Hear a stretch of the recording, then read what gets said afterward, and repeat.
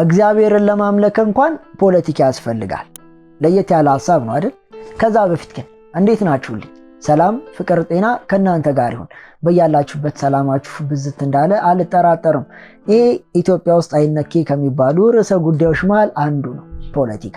ለፖለቲካ ያለን አመለካከት ምን አይነት ነው? መች ተጀመረ? ሲጀመር ፖለቲካ ምንድን ነው?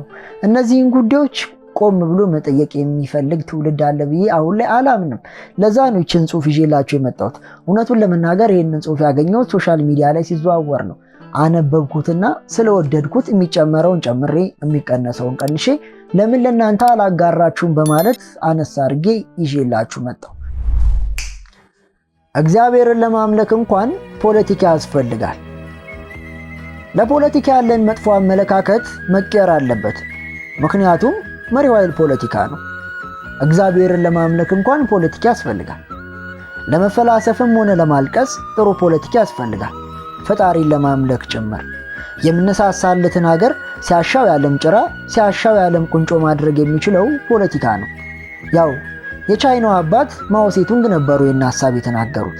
ምክንያቱም የፖለቲካን አድራጊነትና ፈጣሪነት አስቀድመው ስለተረዱ። 1000 ጊዜ ብትማር፣ ሚሊዮን ጊዜ ፕሮፌሰር ብትሆን፣ 1001 ጊዜ ብትመራመር የተስተካከለ ፖለቲካ ከሌለ ያንተ ገራሚ ዕውቀት ለቀበሌ የእድር ዳኛ እንኳን አያሳጭህም። መሪው ኃይል ፖለቲካ ነው። ምን ታመጣለህ? ዕውቀትህ ደዌ ሆኖ የጨጓራ በሽታ እያቃጠለህ ትኖራለህ እንጂ። አንዳንድ ሰዎች ይገርሙኛል። ፖለቲካን አልወድም፣ በሩቁ ነው፣ ፖለቲካ ቆሻሻ ነው፣ ፖለቲካ ደርቲ ጌም፣ ሃይማኖተኛ ፖለቲከኛ ሊሆን አይችልም፣ ፖለቲካ ቅብርጥሴ ነው በማለት የሀገር አሳቢዎችን፣ ጥሩ ስብዕና፣ አመዛዛኝ ልብ ያላቸው የተማሩ ሰዎችን ከሀገራዊና ፖለቲካዊ ጉዳዮች እንዲርቁ በመደረጉ የሀገራችን ፖለቲካ ዕውቀቱና ብቃቱ ለሌላቸው ሰዎች ተላልፎ በመሰጠቱ ሀገራችን የዓለም ድሃ ሀገራት ዝርዝር ውስጥ እንድትካተት አድርገዋታል። አመንም አላመንም፣ ወደድንም ጠላንም እያንዳንዱ የዕለት ተዕለት ሕይወታችን የሚመራው የሚዘወረው በፖለቲካ ነው። ኢትዮጵያ ውስጥ የግብርና፣ የጤና፣ የትምህርት፣ የቴክኖሎጂ፣ የኢንዱስትሪ፣ የባህል፣ የሕግና የውጭ መሰል በርካታ ፖሊሲዎች የሚቀረጹትና የሚተገበሩት በፖለቲካ ሆኖ ሳለ ከፖለቲካ መሸሽ እንዳለመኖር ይቆጠራል። መኖር እንዳለመፈለግም ጭምር። የሃይማኖት አባቶች ሳይቀሩ በፖለቲከኛ ሹመኞች በሚመረጡበት ሀገር ላይ ተቀምጠን ሀገሬን እወዳለሁ ነገር ግን ፖለቲካን እጠላለሁ ማለት ልንሽረው የማንችለው ተቃርኖ ነው። የሀገርን የከሸፈና የተበላሸ የፖለቲካ ስርዓት ለማስተካከል የግድ የፖለቲካ አባል መሆን ላይጠበቅብንም ይችላል። ባለንበት ሰፈር ሆነን ለሀገር መኖር በቂ ነው።